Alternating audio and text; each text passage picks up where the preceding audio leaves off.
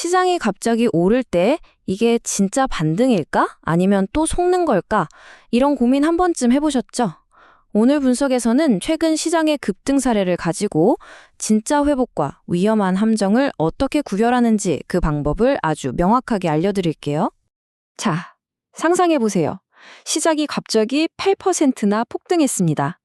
대부분의 사람들은 와, 드디어 바닥 찍었다. 이제 올라갈 일만 남았다 하면서 환호하죠. 근데 진짜 고수들은 이럴 때일수록 아주 냉정한 질문을 하나 던집니다. 그래서 이 상승의 질이 어떤데? 바로 이 질문 하나가 모든 걸 가릅니다. 오늘 분석 바로 여기서부터 시작하겠습니다. 그럼 그 전문가의 시선을 어떻게 따라갈 수 있을까요? 자, 오늘 4가지 단계를 통해서 완벽하게 파헤쳐 보겠습니다. 첫 번째, 급등이라는 가면 뒤에 숨겨진 진짜 얼굴을 해부해 볼 거고요.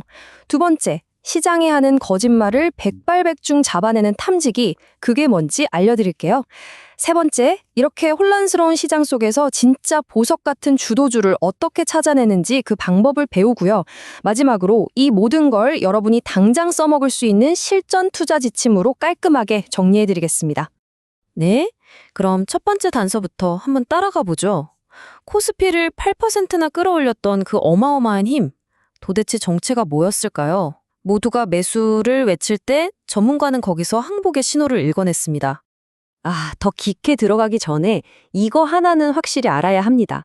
바로 숏 커버링이라는 개념인데요. 쉽게 말해서 주가 하락에 돈을 걸었던 사람들이 더는 못 버티겠다 하고 손해를 보면서 어쩔 수 없이 주식을 다시 사들이는 거예요. 이 억지 매수세가 바로 가짜 반등을 만드는 핵심 엔진입니다. 바로 이 지점에서 관점이 완전히 뒤집어지는 겁니다. 숏커버링은 시장이 좋다는 신호가 절대 아니에요. 오히려 하락에 베팅했던 세력들이 백기를 들고 항복하는 패배의 흔적일 뿐입니다. 이건 희망이 아니라 어떻게 보면 공포가 만들어낸 결과물이죠. 그러니까 핵심은 이거예요. 그날의 폭등은 와, 이 회사 미래가 밝다 하면서 들어온 새로운 투자금이 아니었다는 거죠. 그냥 겁에 질린 숏셀러들이 울며 겨자 먹기로 주식을 되사는, 말 그대로 물 새는 댐을 임시로 막는 미봉책에 불과했던 겁니다. 이 매수세가 멈추면 어떻게 될까요? 당연히 다시 폭락할 수밖에 없는 구조였던 거죠. 아니, 주가 지수가 이렇게 화려하게 우리를 속을 수 있다면 도대체 뭘 믿어야 할까요? 이제 전문가들이 아무리 시장이 시끄러워도 절대 놓치지 않는 가장 정직한 지표가 뭔지 확인해 보겠습니다. 진짜 전문가들은요, 뉴스에 나오는 화려한 주가지수 헤드라인, 그 너머를 봅니다. 그들이 시장의 진짜 건강 상태를 체크하는 진단 키트는 바로 환율입니다. 시장에서 이보다 정직한 지표는 없어요. 자, 주가가 폭등했던 바로 그날, 환율이 1,506.30원까지 떨어졌습니다. 언뜻 보면, 시장이 좀 안정되나? 싶어서 많은 분들이 안도의 한숨을 내쉬었죠. 하지만 이게 결정적입니다. 단 하루 만에 환율은 1,514.10원까지 다시 치솟아 버렸어요. 바로 이게 전날 우리가 느꼈던 그 안정감이 완벽한 신기루였다는 걸 증명하는 스모킹건입니다. 여러분, 만약 이게 진짜 추세를 바꾸는 상승이었다면요, 환율은 1,500원 아래로 확실하게 내려가서 거기서 버텨줬어야 합니다. 이렇게 하루 만에 다시 튀어 올랐다는 것, 이게 바로 전문가에겐 이번 상승은 가짜다라고 확신을 주는 결정적인 증거가 되는 겁니다. 좋습니다. 이제 시장의 거짓말을 간파하는 법을 알았으니 이제 진짜를 찾아 나설 차례죠. 이렇게 시장 전체가 흔들릴 때 우리는 어디서 기회를 잡아야 할까요? 그 해답은 폭풍우 속에서도 꿋꿋이 버티는 진짜 주도주를 찾아내는 데 있습니다. 제가 질문 하나 드릴게요. 이 질문에 어떻게 답하느냐가 아마추어와 프로를 가르는 결정적인 차이를 만듭니다. 자, 시장이 5% 폭락할 때 여러분의 시선은 어디로 향하고 있나요? 그 차이는 정말 밤과 낮처럼 명확합니다. 대부분의 종목은 시장의 공포에 휩쓸려서 그냥 같이 무너져요. 하지만 진짜 주도주는 다릅니다. 하락장에서도 굳건히 버티거나 심지어 오히려 올라가기도 하죠. 이게 뭘 의미할까요? 바로 시장 분위기와는 상관없이 스마트 머니가 조용히 특정 분야를 쓸어담고 있다는 가장 강력한 증거입니다. 이게 그냥 이론이 아닙니다.